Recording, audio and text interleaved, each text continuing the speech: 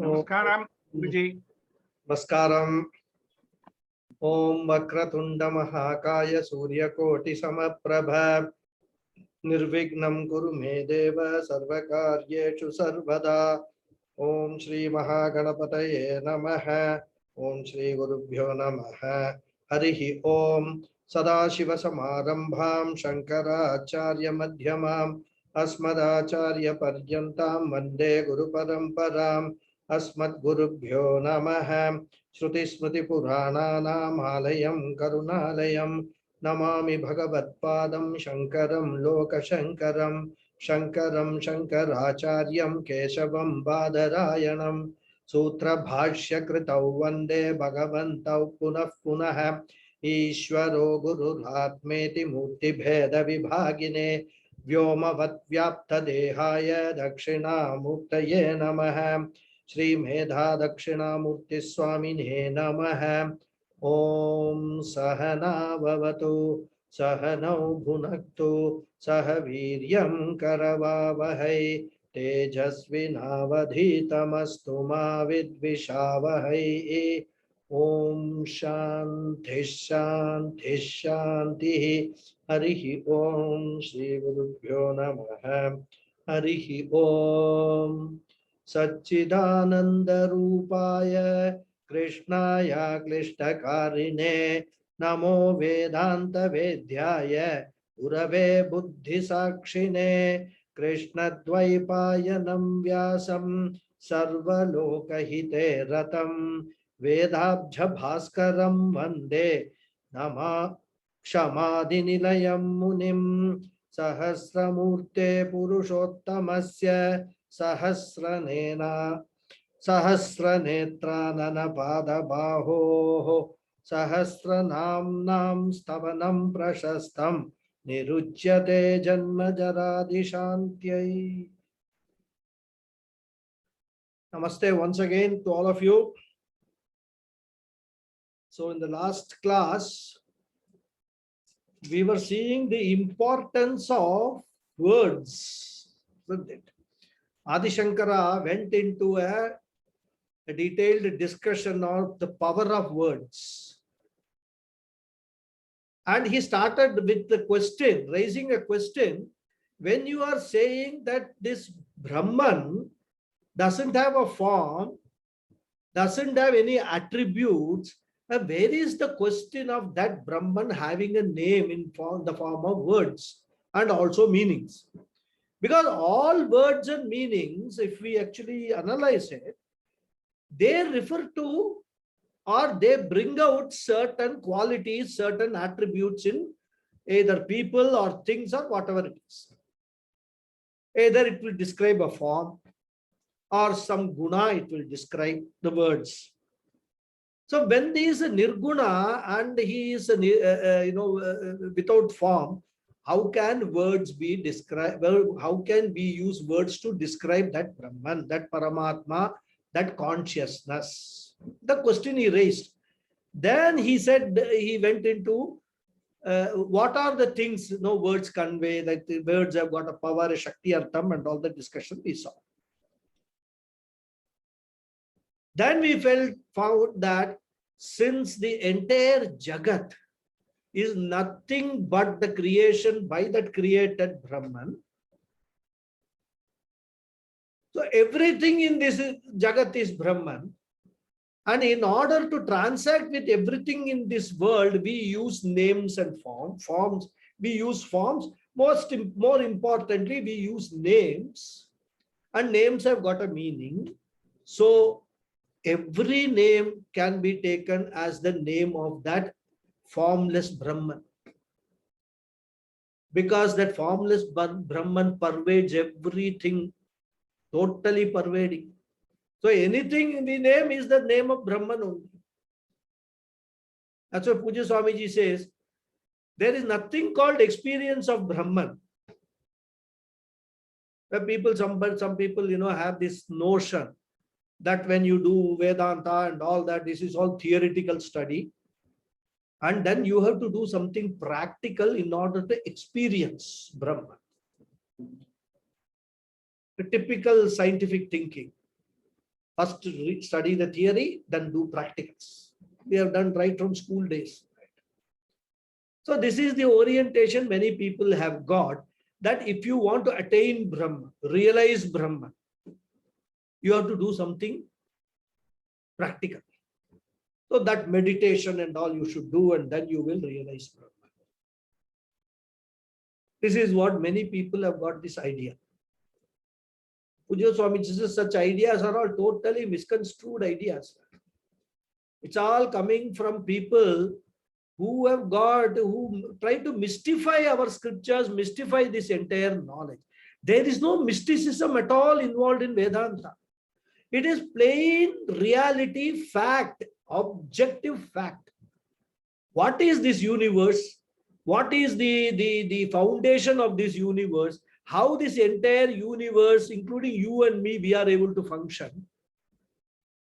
That is all about Vedanta.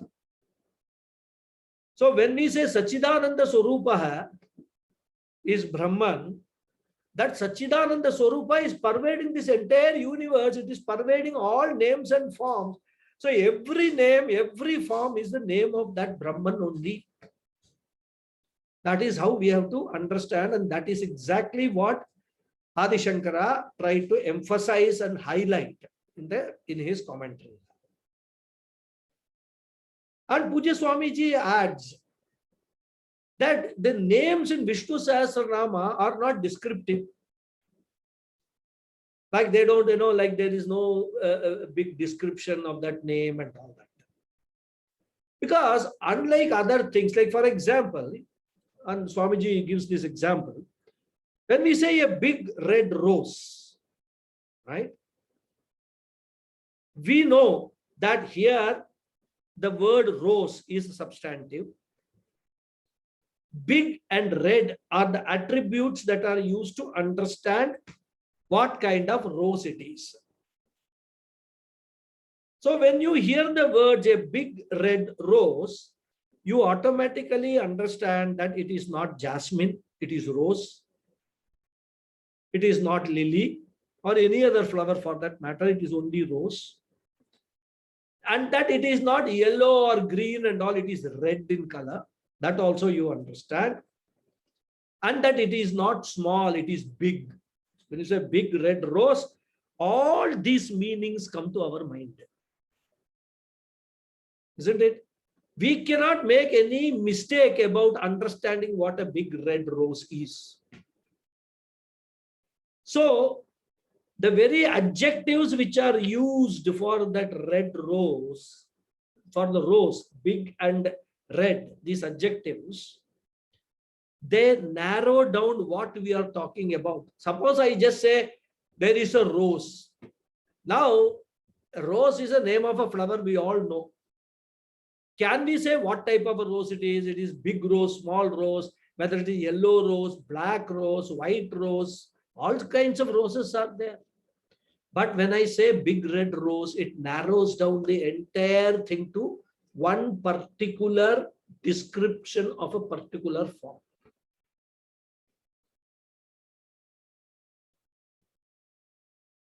So we can, when we say big red rose, we can separate it from everything else, isn't it? Whereas here in Vishnu Sahasranama, the words, they help us to reveal or understand the various aspects of that entire Bhagavan who is in the form of a Vishwarupa. Every aspect of this entire universe is an aspect of Bhagavan. And as I said, Vishwarupa is with countless forms and countless names. Out of the 1,000 we have selected, our Acharyas have selected, or in fact, 1,000 Bhishmacharya selected to tell to Yudhishthira. Otherwise, the names are countless, right?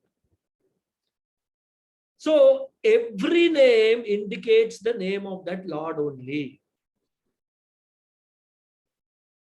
And when we chant these names, as I said earlier, two things happen. One thing is that we actually purify, our mind gets more and more purified because we are bringing more and more Ishvara into our life with understanding of what that Ishvara is all about. And another very important thing takes place, which is the expansion of the mind. When we appreciate and understand the vastness of what Ishvara is in his Vishwarupa form, everything, good, bad, ugly, everything in this universe is only Ishvara's form. When we understand that and start appreciating it, there is an expansion which takes place of our own mind and intellect. We are able to take everything in this world within ourselves without rejecting anything, because we understand anything that I touch, anything that I smell, anything that I see, anything that I hear, and anything that I taste, it's all Ishvara, Ishvara, Ishvara only. When that understanding comes, our mind actually becomes very broad. Na dveshti na kankshati, says Krishna. He is a person who has no enmity. He doesn't hate anything. He doesn't dislike anything in this world. He cannot dislike, because he knows that it's all Ishvara, and Ishvara I cannot dislike.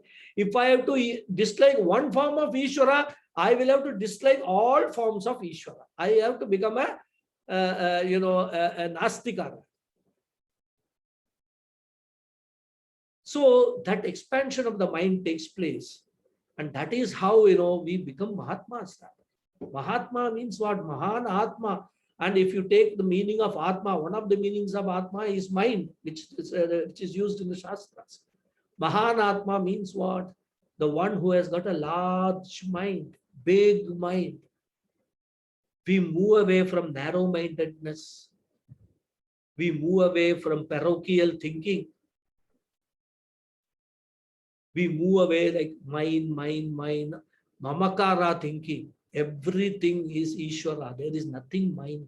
This is what is the importance of understanding each and every name with its meaning and chanting it with that understanding. So these two big benefits we get by chanting this Vishnu Sahasranamam.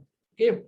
So now, of course, all this where it leads to moksha only, total liberation. Okay. So we'll go to the next sloka.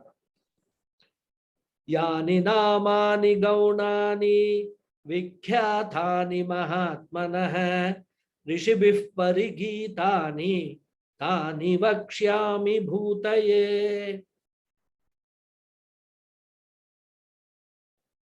So again, continuation of the conversation between Bhishmacharya and Yudhishthira. After saying that, Me Shrunu, please listen to the 1,000 names. Vishnu Nama Sahasrakam, he said, after saying that, now he is describing what those names mean, what those names imply. So he says, Yani Namani Gaunani. All those names, Yudhishthira, which I am going to tell you, all those names are connected with one guna or the other. Gaunani means relating to gunas. Gaunani, okay, attributes, characteristics, whatever translation we want to make, we can make. So all these 1,000 names are relating to some guna, some attribute of that Ishvara only. Every name may relate to one guna, but when you take it collectively, different gunas, different attributes of that Ishvara are revealed. For example, Karuna hai, one attribute, compassion. Right? So Vinaya hai, so many, we can go and we will see all the names.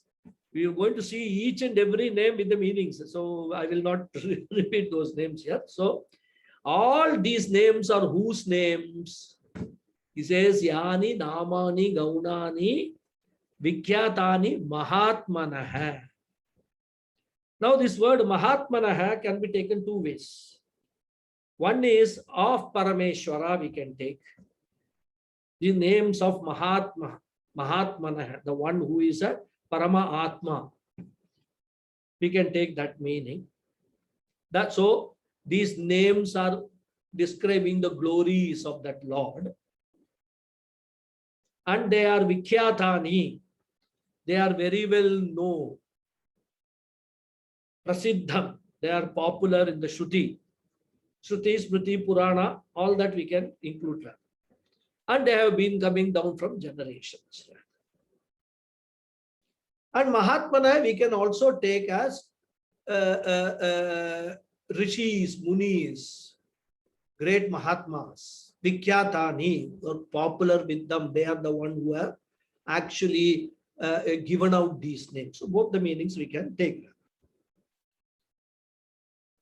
But the first meaning is better because in the next sentence, the second meaning is also coming. So in order to avoid repetition, we can take the Mahatmanaha as referring to Lord Parameshwara. Paramatma, his names, which are very popular, which are well known, Vikhyatani. And they are Parigitani, Paritaha Gitani, very well sung. Gitani basically mean sung or chanted or told. Paritaha, Paritaha means completely, Samantataha, right? Purnataha, well recited and presented by means of this Veda mantras, etc. All those, slokas, mantras, and all that. All these gunas of Parameshwara. By whom? He says Rishibihi. Rishibihi parigitani. So by rishis, that's why I said that meaning is coming here now. So in the first instance, we can take the meaning only as this Mahatmanaha as Paramatma. So Rishibihi, by the rishis, by the mantra drashtaraha, the seers of the mantras. So the stories of Parameshwara and his glories are spoken of in the Vedas, also in the Puranas. The rishis, they talk about the glories of the Lord, not only through Veda mantras, but all Purana stories are all about glories of the Lord, with beautiful visualization, very nice stories and all that. And the same idea Bhagavan Krishna also says in the 13th chapter of the Gita, when he is talking about Kshetra. When he is describing Kshetranyaha, Kshetranyaha means the one who is the adhishtanam of this entire Kshetra. Kshetra refers to all this material world. Kshetranyaha, who is the adhishtanam, who is the knower of this Kshetra. So Bhagavan Krishna says, Rishibhih Bahudha Gitam Chandobhir Vividaif Pritake Brahma Sutra Padaishchaiva Hetu Madbhir Vinishchitaihi. So what he's saying is that this glories of this Ishvara, this Bhagavan, is sung by rishis in many ways. It is also sung in the sentences of the Vedas. And there also it is done in so many distinct and varied ways. Even in Brahma Sutra, this is talked about, the glories of Ishvara, glories of Parabrahman. So this word, Rishibihi Parigitani, we can take that Rishibihi to represent Veda mantras also. So by Rishis and also by Veda mantras. So both these meanings can be taken. And that's what Adi Shankara does. When he is describing the word Rishibihi, he includes Veda mantras also. Mantras and the seers of those mantras. Okay. So different places, stories are there, Bhagavan's glories are described. So as I said earlier, in this shloka, Acharya is referring to the Lord as Mahatma. Mahatmanah. Mahancha asau atma mahatma iti mahatma. Right? Mahan means great, limitless. And he is the Atma of all. He is the inner essence of everything in this entire universe. So that is why we call it Paramatma or Mahatma or just Atma or Brahman. All are synonyms only. We are referring to only one entity, which is pure consciousness. Satchidananda Swarupa. Okay. So he is great and he is also Atma, Shuddhatma, Purnatma. In fact, you can make one Ashtottaram with this itself, isn't it? Paramatmai Namaha, Purnatmai Namaha, Mahatmai Namaha. Like that, we can Mahanatmai Namaha. We can do 108 with that Atma itself, different description of the one and the same Atma. When we see Vishnu Sahasranamam, it is nothing but the similar kind of a thing. So the Vedas, mantras, our scriptures use so many names to describe the one and the same thing. As I gave you the example, the same person can be described as a father, he can be described as a husband, he can be described as a son, he can be described as a brother, he can be described as an uncle, he can be described as a nephew, he can be described as a CEO, he can be described as an employee, he can be described as a manager. So one and the same person, you can use different names to describe that person. Similarly, here also, one and the single Lord, we can use any number of names to describe, as long as we are understanding what those names mean. When we say that person is a father, we understand that he has got children. So he has got certain fatherly qualities. When we say he is husband, we understand he is married and he has got certain qualities of a spouse. So like that, whenever we take a name, immediately we understand so many things about that name and the person which that name represents. Similarly, here also, once we understand all the names, all these 1,000 names of Bhagavan, internalize it, like Bhishmacharya said, Me Shrunu, listen, concentrate with the concentration and take it in and internalize those meanings. Then whenever we are taking the Bhagavan's name, immediately that all those glories will come in our mind. And those glories are nothing but the glories of each and everything that we come across in this entire universe. So that is what is this particular thing. So this Paramatma, in order to explain that word Paramatma, what does that Atma means? Adi Shankara quotes one very well known sloka from Linga Purana. Some of you might have heard this sloka earlier. It's a very famous definition of the word Atma. It says, Yachapnodi yada datte yachati vishayaniha yachasya santato bhavaha tasmad atmeti kirtyate. So, Atma is that which apnoti. Apnoti means pervades everything. Adatte. Adatte basically means devours, eats. Takes and everything and takes and withdraws everything unto itself. That is Atma. Atti. Atti is eats. Adatte means which takes into itself. Atti means eats. More or less same meaning. Vishayaniha, all these things, all objects that we experience. Yat cha asya santatah bhavaha. Santatah bhava means continuous existence. Bhava means existence. Santatah bhava means continuous existence.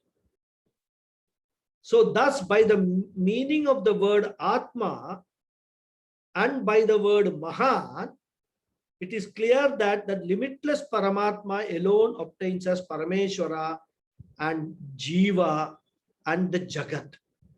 So when we talk of the three entities, Jiva, Jagat and Ishvara, we are always talking about only one common factor, which is Atma. Everything else about Jiva, Jagat and Ishvara is only a superimposition on this Atma, which is all pervading Atma. Okay.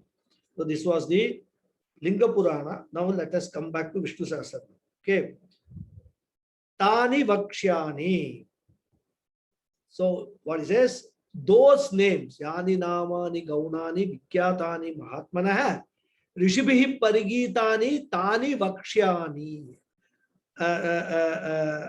Vakshyami. I am now going to tell you, I will tell you those names, those 1,000 names of Paramatma. Then for what purpose I am going to tell these names? He says Bhutaye. The word Bhutaye means well-being, prosperity, accomplishment. Any meaning, we can take a lot of meaning for Bhutaye, right? Vibhuti, the word Vibhuti, all with V upasarga, Vibhutaye. You can say Bhutaye.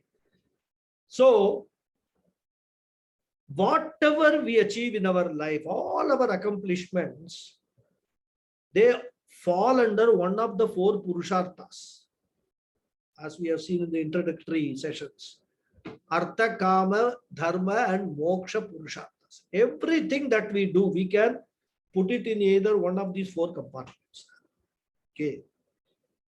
So, what he wants to emphasize here is that this Vishnu Sahasranama chanting that produces so much punya. And as per one's sankalpa for chanting this Vishnu Sahasranama, for what purpose we are chanting. Suppose somebody is chanting Vishnu Sahasranama, he has taken a sankalpa. I will chant Vishnu Sahasranama for 108 days continuously. Every day, one time chanting I will do. Proper chanting, not just while driving chanting Vishnu Sahasranama, not that kind. Properly with dhyana shlokas, we will see the dhyana shlokas. And in a total, commitment and concentration, bringing the whole form of Lord into the mind, only thinking about the Lord, nobody else, nothing else. Chant Vishnu Sahasranama. He takes a sankalpa. I will do it for 180 days. Let me get this in my life. Some artha or some kama, some desire. And here it is said, he will get it. So the Bhutaya includes all these meanings, that he will get whatever he is praying for, if he does the prayer according to proper shastric injunctions. Okay, not very casually doing Vishnu Sahasranam. So even one is seeking moksha, moksha purushartha, Brahma Vidya, he is seeking. Vishnu Sahasranama will help. In fact, when we take any slokas, that is the power of these mantras and these slokas. They have got the power to deliver what your wish is. Brahma Vidyadi Siddhyartham Vishnu Sahasranama Japam Karishye. Do that. You will get a good guru, and you will get an opportunity. It's not, see, in our life, getting good guru is not sufficient. Because this Brahma Vidya, this Vedanta, the study of these Upanishads, it requires a very free mind.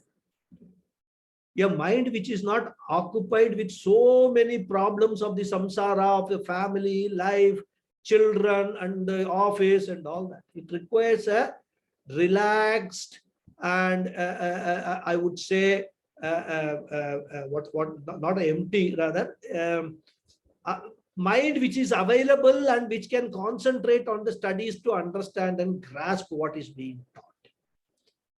So even when you get a good guru, if your circumstances do not permit you to have this kind of a mind, you will not be able to continue with that guru, the studies.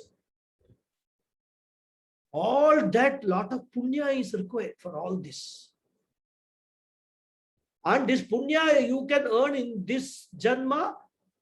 More importantly, you should have earned this janma in the past lives. And that's why, Puja Swamiji also used to continuously say, all my gurus say that if you have come to Vedanta, it is because not what you have done in this life alone, what you have done in your past life also matters. Otherwise, Vedas will not, especially Vedanta, the Upanishads will not reveal themselves to people who are not qualified enough to get that jnana. So that qualification, of which one of the qualifications or requirements is that you must have that, free mind. I'm not getting the correct word for that anyhow. That liberty to pursue this without being bothered by so many other things. So that is very, very important. So when we chant Vishnu Sahasranama, or even slokas like Aditya Hridayam, Lalita Sahasranama, all these slokas, mantras have got the power to deliver what we want, the purushartha that we desire in our life. Whatever our short-term goals in our life, whatever long-term goals in our life, we can achieve all that by doing this. And how does that process happen? The more and more you bring Ishvara nearer to you, more and more Ishvara you bring into your life, that Ishvara takes care of all of those things. We don't need to do anything. All that we need to do is sincerely, with commitment and unwavering mind, do our chanting. And when we do that, all these things automatically happen. And this is not a mere theory. I mean, people who have actually achieved all those things have actually, they are the people who have said all these things. And we hear from them, and that is why we repeat it. We have shraddha in what they are saying, because they have got no agenda or some sort of a, what I can call some hidden purpose for saying all these things. They all say this for our bhutaye only, for our prosperity, for our goodness, for our well-being only. And when we don't do all those things, we don't live a life of dharma collectively as a society. You see what is happening. Do you mean to say this corona and all that or something, corona is also Ishvara only. Who has made corona? It is Ishvara only. So we must understand that if we can say that corona can be one of those forms of Ishvara where dharma samsthapan arthaya sambhavami yuge yuge. Adharmas are increasing in this world. So there is an intervention by Ishvara in the form of a coronavirus to remove some of the adharmic people from this life, like Krishna removed the entire Kauravas for establishing dharma. So like that, when we actually objectively look at everything without being very sentimental about these things, lot of things, there is an expansion. Our mind, gathers so much of power. Okay. So this is where bhutaye, well-being. So recitation of Vishnu Sahasranama produces punya. And as I said, according to one's sankalpa, the purpose for which he is reciting this, the bhuti is gained. That is whatever he achieves his purpose. So this is here ends the Purva Bhaga of Vishnu Sahasranama. This was the last sloka of the Purva Bhaga. Okay. Now, after this, traditionally, a few more slokas are chanted in our, whenever we are chanting Vishnu Sahasranama. These are not part of Mahabharata, these slokas. Okay. And because of that, Adi Shankara has not commented also on these slokas. So they start with, this Rishi Nam Nam Sahasrasya Veda Vyaso Mahamunihi, like that it starts. And ends with what? Rukmini Satyabhamabhyam Sahitam Krishnamashraye. This ends with that, these words. So there is no bhashyam for these slokas. So what I will do is, in order to make sure that we completely do the Vishnu Sahasranama, all the words we understand, I will tell you the meanings of this very briefly, and very simple meanings I will give you of these slokas. There are a few slokas. Then there are dhyana sloka, because then there is nyasa, and then dhyana slokas are there. All that we will see, because all these dhyana slokas and all not been commented by Adi Shankara at all. After Yani Ramani Gaunani, straight away goes to Vishwam Vishnu Vashatkara, Vishnu Sahasranama, the 1,000 names. So here, but we will see in today's class and next class also probably a little bit. What are these, including also, it may take 2-3 classes, because dhyana slokas also we have to see. No? So we will see all that. Okay. So pada padartham, I will explain. What is the pada padartham mean? The word and the meaning. That will I will explain. Then after we finish this, we will go to the 1,000 names of Vishnu Sahasranama, starting from Vishwa. Okay. So the first sloka is Rishir Nam Nam Sahasrasya Veda Vyaso Mahamunihi Chando Nushtup Tata Devo Bhagavan Devaki Sutaha. Okay. Now, in our tradition, whenever we chant any sloka, any mantra, it is very important for us to recall, remember, and pay our respects and salutations to the Rishi who has actually composed these slokas. Because of that Rishi's intellectual prowess, he has composed and he has given us this. So we should be thankful to him and should have a sense of gratitude towards the Rishi. So we take the name of that Rishi. The second thing is, we must recall the meter in which the sloka has been composed, because in Sanskrit, in the poetic literature, there are different meters which are there. And there are rules for those meters, which is called chandas. These meters are called chandas. So the meter in which this particular sloka or this entire set of slokas are composed, that also we actually recall or remember. Then the third aspect is a devata. Each mantra, each sloka has got a devata. Which is the devata is said in the sloka itself, we will know. So the devata also we recall in our mind. So these three things, the Rishi, Chandas and Devata, all these three we have to recall right at the beginning of chanting of all these slokas and mantras.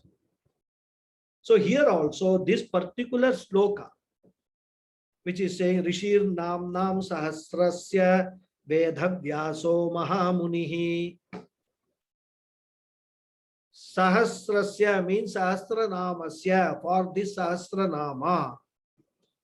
Rishir Nam Nam, the name of the Rishi, is what?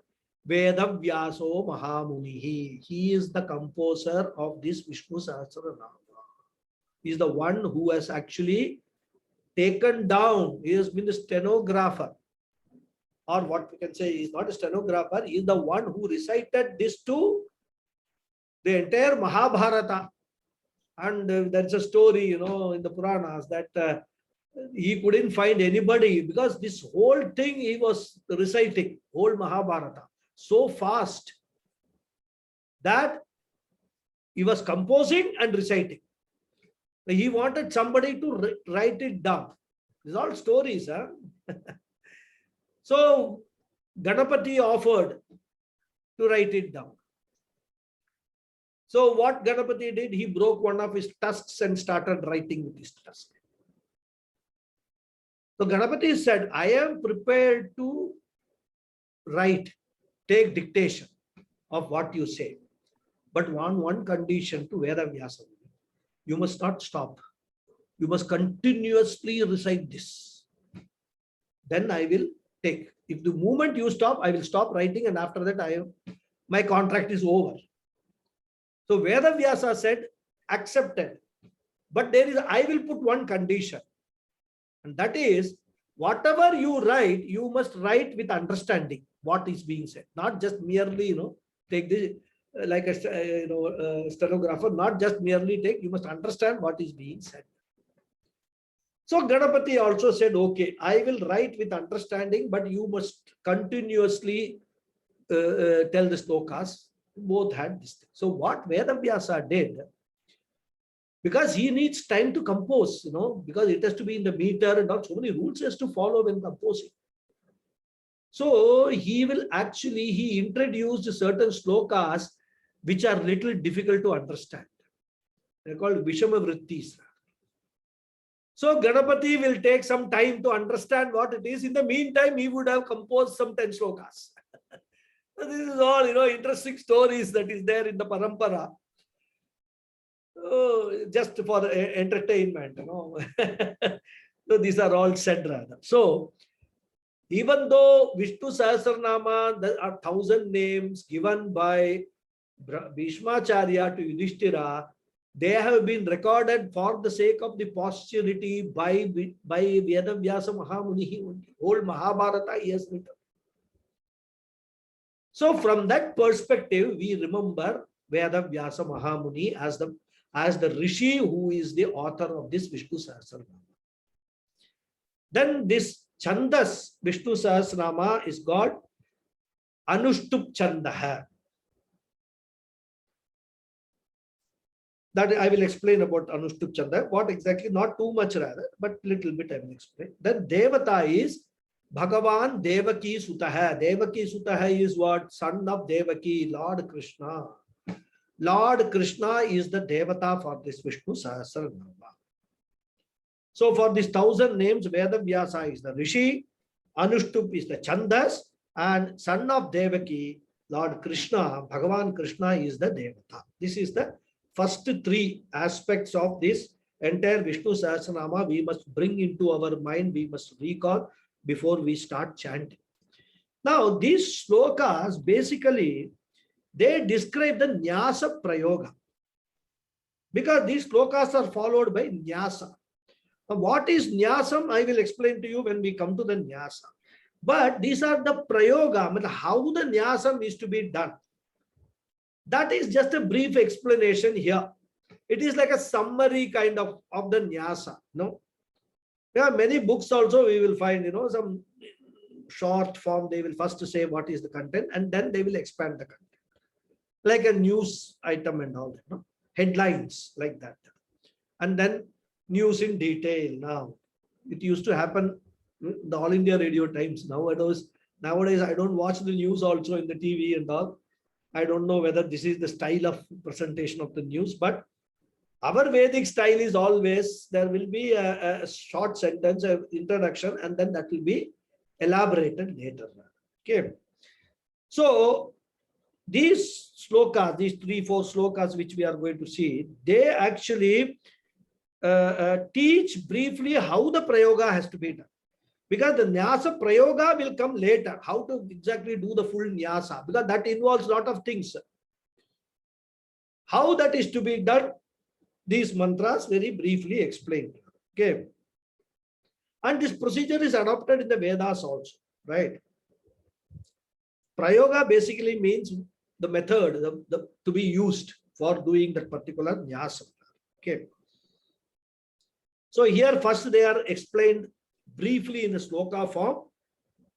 It's like a what they call it, when we buy these gadgets and all, like some, for example, a laptop or a TV and all, there will be one very small booklet which will be called quick setup guide. It will just tell you 3-4 steps. Connect this, do that, switch on this, switch on that. That's all. There will be a manual, a thick manual later on, along with that. But if you start reading that manual, you will never be able to set it up because there's so many details which are there in the manual. So for people like us, we will do a quick setup guide. That one page booklet or 2-page booklet. We will just see first what we have to do, because many of these things come with many places being locked, right? Many of, so we have to unlock them, whether by tape or something, they'll be locked. So we have to unlock them, open it. Then, first then again, we have to follow steps.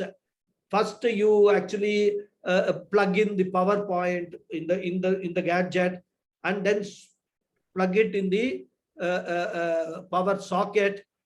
When you plug it in the power socket, the switch should be off. Then they will say, put on the switch, then put on this, power switch in the gadget. Like that, 5, 6, 10 steps they will give. If we follow that, then we can set up that gadget. Similarly, here, this Nyasa Prayoga, this is the slokas which gives the Nyasa Prayoga in brief, like a quick setup guide.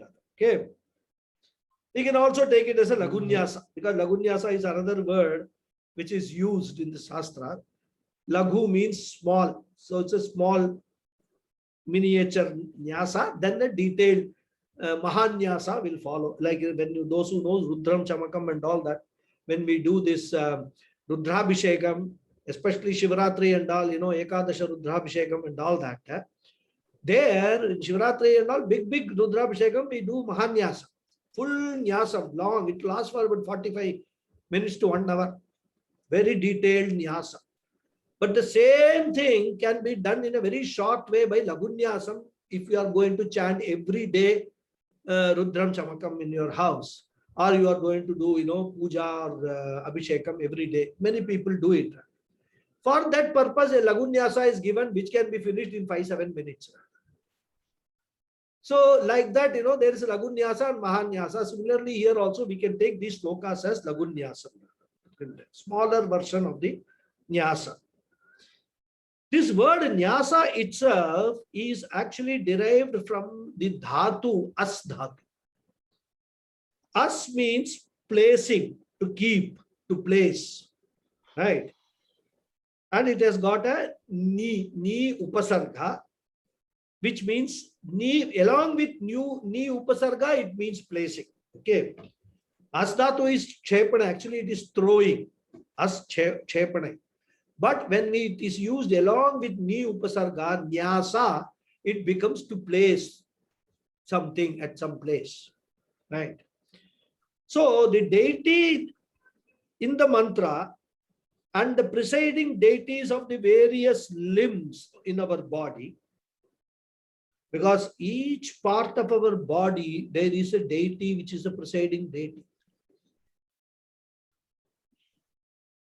In fact, when we see Lagunyasa when before chanting Rudram, those are all, listed. Prajanane Brahma Tishtato, Padayor Vishnus Tishtato, Hastayor Haras Tishtato, Bahvor Indras Tishtato, Jatare Agnis Tishtato, Jatare Agnis Tishtato, Hridaye Shivas Tishtato, Kante Vasavas Tishtanto, Vaktre Saraswati Tishtato, Nasigayor Vayus Tishtato. Each one of them are devatas. These devatas are the presiding devatas for each part of our body. And that is how Vedanta takes you to visualize this entire universe of 33 crore devatas in your body itself. Every devata, sarva devatas, that wherever, whatever devata is there, let them be there. So it's a part of that nyasa. And whenever we see this, do this nyasa, we actually have to touch. Typically, we normally either we can touch it or bring our mind to that part of the body. We did not physically touch also. That does not necessary, but we should, concentration, mind should be brought to that part of the body. When we say Jatare Agnistishtatu, take our mind to our stomach. Jatara means stomach. There fire is there. The Jataragni is there. That is what, completely digests our food. So that is something, this nyasa is that, recalling all the devatas which are there in our body. Because before we start chanting any mantra seriously with commitment, we have to prepare ourselves for that. And in our tradition, especially Purana stories and all that, we see that quite often that whenever we want to do anything good in our life, there will be lot of forces which will act to prevent us from doing. This we have seen in our personal life also, isn't it? If we want to help somebody, there will be so many people will drag you down. Hey, that fellow will cheat you, you are unnecessarily doing all this. It will create a doubt in our mind whether what we are doing is correct or not. So similarly, whenever we are doing all this chanting, any puja, ritual and all that, there are so many forces, asuras and rakshasas, which are they called, they are around us, they will try to prevent. So whenever we do all these rituals and all, it is necessary for us to create a protective armor, protective wall around us. This nyasa is that creation of a protective wall with the help of all the devatas which are there in our body. We recall them, we invoke those devatas in those respective parts. Because when we are doing this chanting, all parts of our body are going to be involved. When we are doing puja, our hands are going to be involved.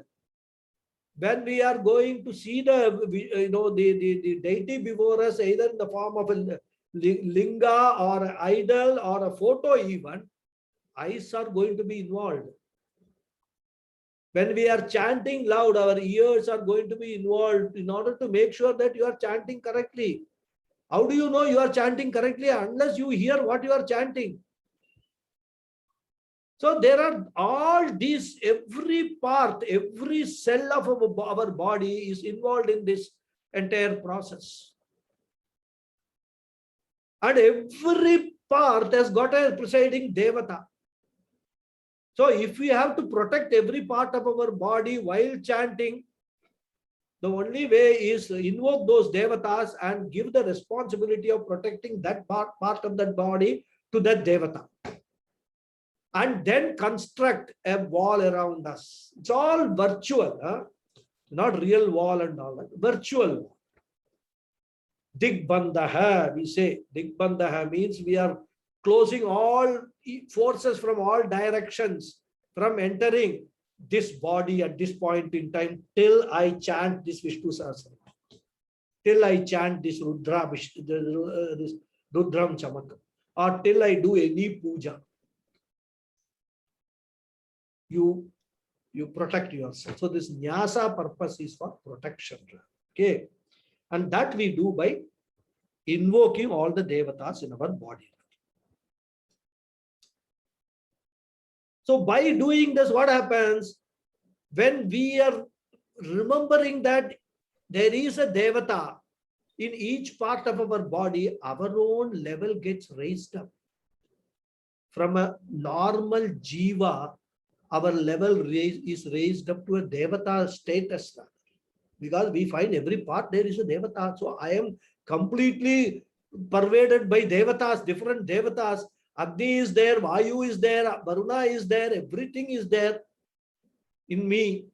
So I actually raise my level to those Panchabhutas, the devatas of this entire universe. So that also happens when we do the nyasa. Okay. And then when that happens, we become fit to do the worship. Because for everything there is fitness is required. When we do all these things, our mind is also cleared of all the clutter which is there. Our mind, when it is actually recalling or it is invoking each and every devata, the mind space gets occupied by these devatas. All the clutter is removed. Our mind becomes prepared for this chanting. Okay. So that is what is the purpose of this entire nyasa is all about. Okay.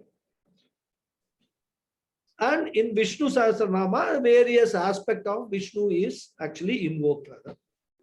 So Rishir Nam Nam Sahasrasya Veda Vyaso Mahamunihi. If we have to change this into prose form, we say Nam Nam Sahasrasya Mahamunihi Veda Vyasa Rishihi Bhavati. So Sanskrit students, it will be easy to understand. This is in a sentence, in a prose sentence. Okay. So that, as I told you, Veda Vyasa is the one who wrote down. He is a Mahamunihi. And we have seen the word Mahamunihi in very great detail in the beginning itself, when we saw the slokas of Adi Shankara, the invocation slokas. Mahamunihi means a great thinker, a deep thinker. Mahamunihi. But there are two meanings for Munihi. One meaning is Maunan Munihi. Maunan means what? The one who keeps to himself, who follows very strict tapas. Vak tapas he follows. Maunan Munihi. Another is Mananashilaha Munihi. Mananashilaha means who is given to a lot of analysis, who's got a great power of thinking. Because any analysis required thinking. So he is Munihi, and he is not an ordinary Munihi, he is a Mahamunihi. In Bhagavad Gita also, Bhagavan Krishna says, Muninam api aham Vyasaha. When he is actually describing his glories of that Paramatma in that Vibhuti Yoga chapter, he says that among all the Munis, I am Vyasa, Veda Vyasa. So equating himself or equating Veda Vyasa to himself, Lord Krishna, to the Paramatma. Okay. So we have seen Veda Vyasa has got a lot of names and all that. We will not go into that. And the word Rishi is from the verb Rish Dhatu. Rish means to know. Rishati Janati iti Rishihi. Okay. Atindre Vastu Drashta iti Rishihi. You can say that. So the knowledge which is beyond the sense organs, the person who is able to get that knowledge which is beyond the sense organ is a Rishi. That's why we call our all mantra dashtaras and all as rishis. Things like punya papa and all this moksha, all that, they have been able, they are all knowledge which is beyond our sense organs. Sense organs cannot get that knowledge at all. They are not available as sense objects. If they are not available as sense objects, that knowledge cannot be acquired by the sense organs. So those people who are able to get that are called rishis. Rishihi. And these are very useful for our life also. Okay. So rishis are those who are able to get that knowledge which is beyond our sense organs and then give it to us for our own benefit. They are called rishis. Full definition. Of course, there are many meanings for rishi. This is one of the important definitions. Okay. Then Anushtup Chandaha. Anushtup Chandaha, as I told you, is a meter. This meter has got 32 letters. The rule is this Anushtup Chandaha meter should have 32 letters. And it should be split into 4 sections of 8 letters each.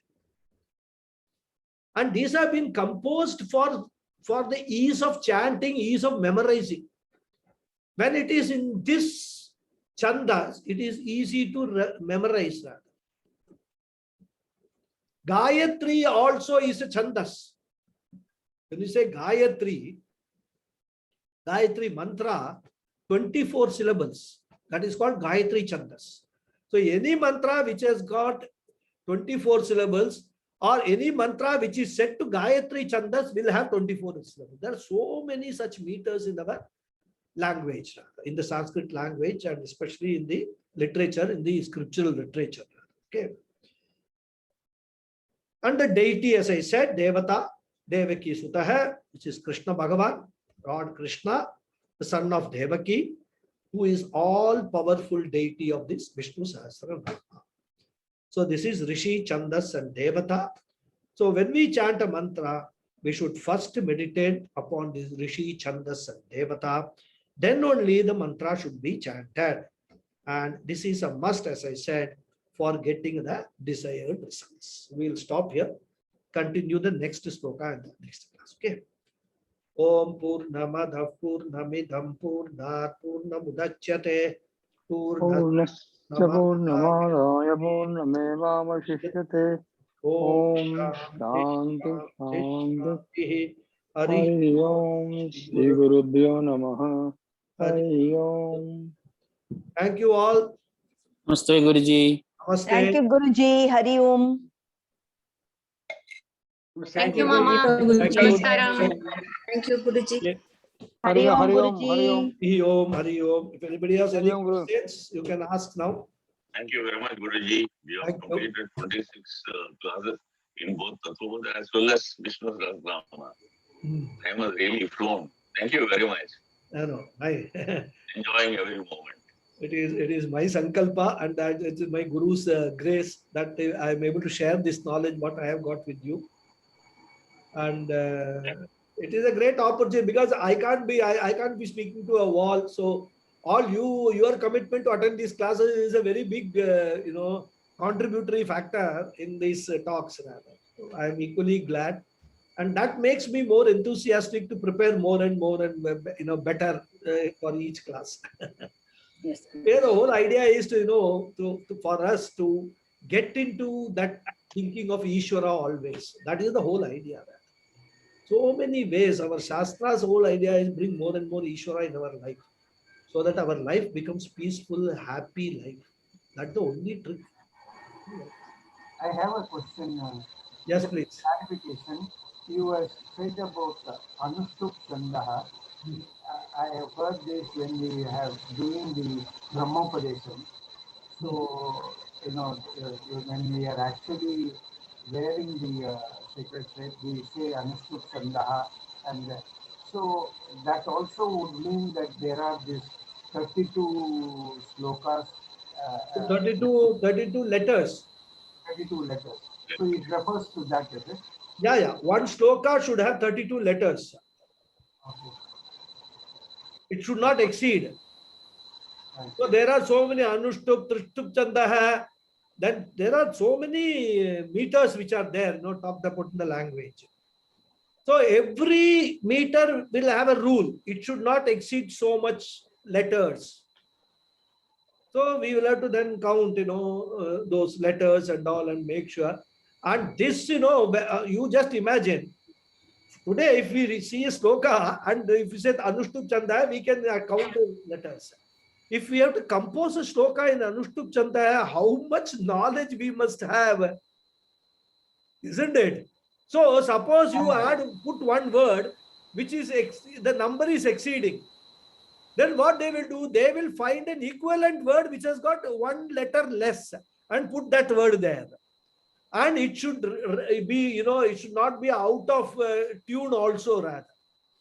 So many things. Composition in Sanskrit is not an easy thing, So many rules are there. So it's not possible for us. Those people who make compositions are really great people, knowledgeable. It's a very fascinating, I would say, when you understand this more and more and more, we develop so much respect for people who have composed these things. Thank you very much for the beautiful explanation, Guruji. The Nyasa and every time you hear any Panditji doing the Nyasa and then reciting, you'll be wondering what exactly is the Nyasa and then. So very wonderful to know all this today. We will see more. The Nyasa for detail, not great detail, because in Vishnu Sahasranama, this Nyasa in different texts, different sizes are there.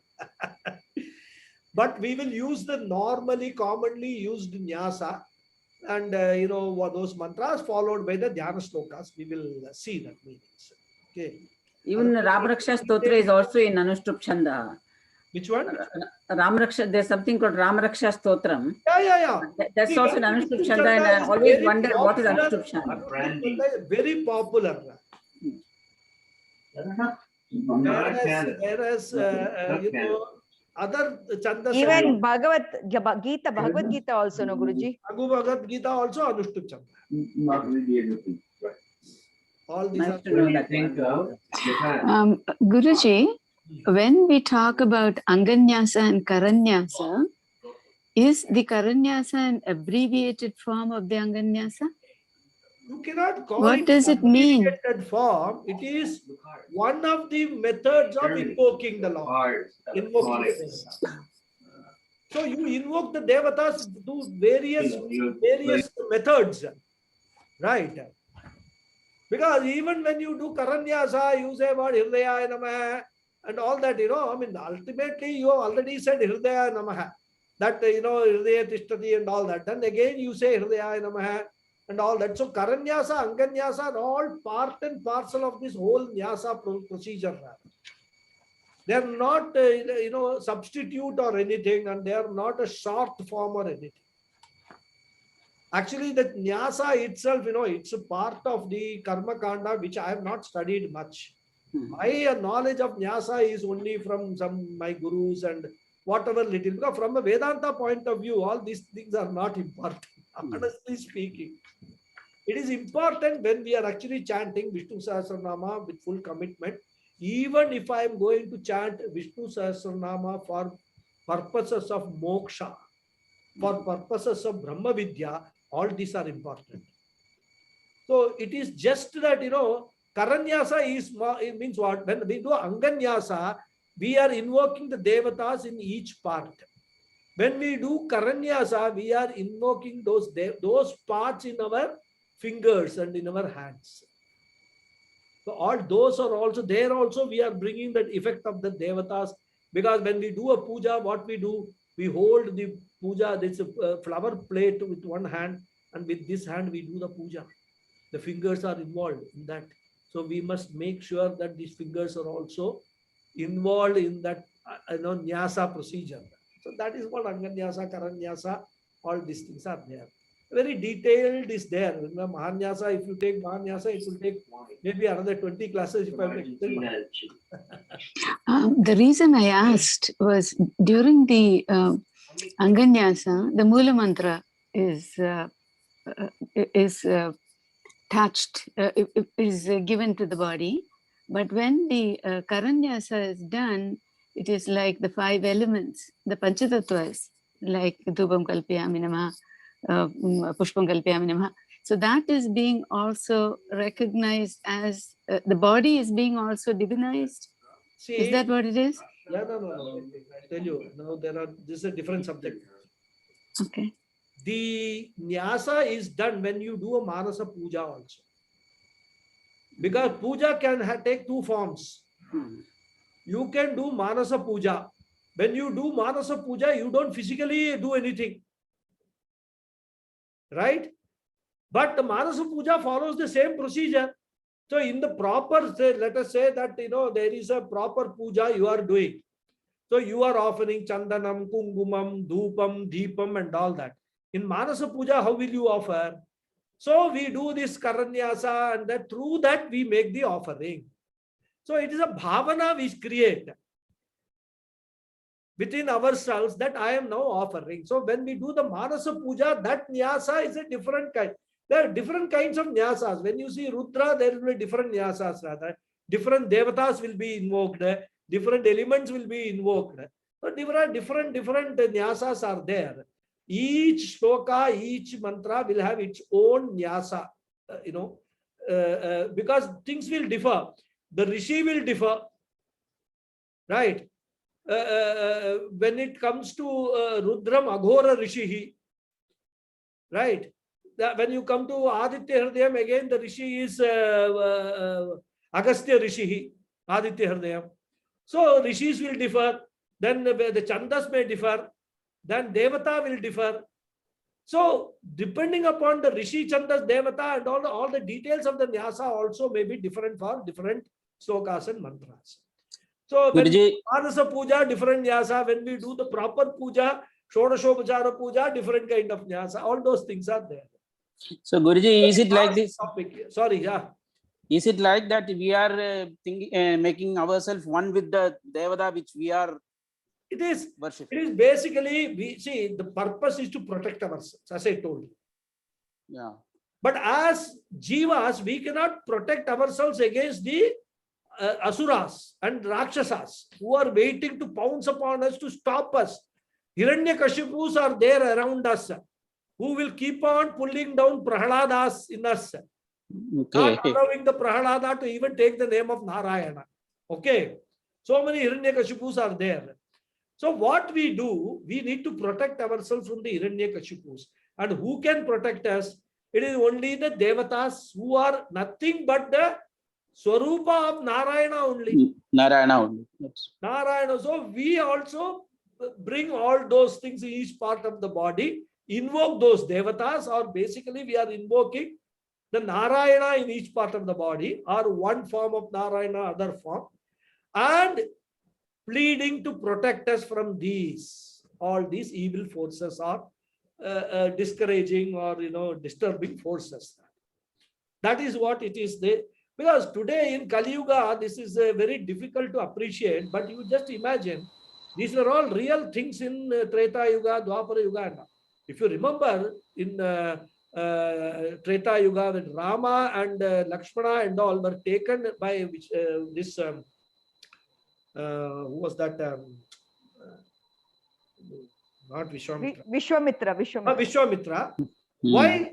Because he wanted them to fight against those asuras who were spoiling the yajnas that he was doing. They were throwing all sort of blood and meat and all that into the fire. So he took Rama and Lakshmana to fight them. So there, they were all real things. Today, they are invisible. The asuras are there all around us. Some visible, some invisible. We need to protect. Whenever we are doing these things, we need to protect ourselves. So this is a procedure which is given in the Shastras for us to but if from a purely objective point of view, what my take on this is, this nyasa is a discipline. When you follow, you then are fully with the purpose for which you are chanting this sloka. You bring your mind totally to all the devatas, to the Narayana, to Ishvara, everything. And then it is not protection from outside into us, but protecting our mind not going outside. That's the way I look at it, honestly. Yeah, that is more appropriate. Exactly. So from a Vedantic point of view, Correct. when I interpret this nyasa, for me, when I am chanting, I must make sure, I must pray to or invoke all the devatas to make sure that my mind doesn't go here and there when I am chanting, that I am focusing on what I am supposed to. Yeah. More than external, internal. Exactly. So that is my take on that, personal take. But yes, that is not what the acharyas will all say, that they will give the explanation which I have now given. But if you ask me, that is the purpose of this nyasa, bringing all the devatas, rishis in our mind. And, and in fact, even when we actually do the shraddha karma, this is all creation of shraddha in us, Whenever we are doing this daiva karyam, ishvara karyam, pitru karyam, the shraddha is very important. How do we invoke the shraddha in us? These are all the methodologies and instruments through which we can invoke that shraddha. So that at least for that 1 hour, half an hour time, let us keep our mind focused on what we are doing. Why allow our mind to go around and thinking about everything in the world? That is the purpose, according to me, for this nyasa. That is a very big challenge, Swami. It's a challenge. It is a very, very big challenge. But the more you practice to do that, the challenge can be won over. In fact, to tell you, personally, of course, I'm not just telling. I have been doing the Sandhya Vandanam for the last about 17 years regularly. Before that, occasionally I used to do the office and all that. But from some stage, from when I was 50 years old, when my son got this, this Upanayanam, I did. From that time, for the sake of my son, I decided that I will do at least one time Sandhya Vandanam every day. If it is not possible, afternoon and evening, because evening I will come home at late 9 o'clock from office. But morning I can get up early and do Sandhya Vandanam. To set an example that regularly I have been doing. And whenever I do Gayatri Japa in the Sandhya Vandanam, initially it was so difficult. My mind will go everything office. Oh, I have to go to office today. This meeting is that meeting is that. All this thing only will be playing in my mind when I am doing, my lips are doing Gayatri Japa. But after 15 years, 16 years of continuous chanting, circumstances have also changed. Of course, no work now and all that. Right? But now I am able to concentrate much, much better. In fact, even when I am not doing anything, the Gayatri mantra automatically starts playing in my mind. So it takes time for us to focus to that's what Bhagavan, Arjuna asked the same question to Krishna. Chanchalam hi mana Krishna. He says, my mind, you are saying mind concentration, but my mind is just going here and there. What Bhagavan Krishna says, I accept. Mind is like that. But abhyase tu kaunteya. He says, abhyasa, again, practice again and again. Don't think on the first day you sit for Vishnu Sahasranamam doing nyasa and all that, you are able to, have a concentrated mind. That may not happen at all. But continuously do it, maybe over a 1 year period, you can slowly, you yourself can see the change happening. That is the beauty, It need not, this is what happens in your mind, only you know. Nobody else will know. Isn't it? So it is for you to actually observe the change which is happening. And as Pujya Swamiji says, whenever you are doing meditation, if any thoughts come, don't resist those thoughts. That is Pujya Swamiji's formula. He will say, welcome those thoughts and let them pass. Okay. Then you come back to your meditation. Then another thought will come. Let it come, let it pass. The moment you resist a thought, it will come back with double the force. So we must also learn another trick or another technique of this meditation is when we are meditating or when we are doing a puja, if some thoughts come, don't dwell on that thought. Don't resist that thought. Allow that thought to pass away. Because again, if you understand the way the mind works, each thought is only there for a chana. Take advantage of that property of the mind. No thought will stay in your mind for more than a moment unless you decide to entertain that thought for a longer period. This you observe yourself. Let thoughts come, bad thoughts, good thoughts, anything come. If you choose to entertain, they will remain in your mind and go round and round and round. And one thought will lead to another thought, that will lead to another thought, and all that. The whole thought world will be created. Allow that thought to pass. Nothing. You come back to what you are doing. This is the technique which Pujya Swamiji has taught us while doing meditation. So don't resist the thoughts. Don't dwell on the thoughts. Allow them to pass. All these techniques, as we progress in our spiritual journey, we will keep on learning, and that is how we progress ourselves. Okay. Yeah, okay. Thank you. Anything more, or shall we close the session? Yeah, nothing. Okay. Okay. Hari Om. Yeah. We'll see you on next Sunday. Hari. Thank you very much. Hari Om, Guruji. Hari Om, everybody.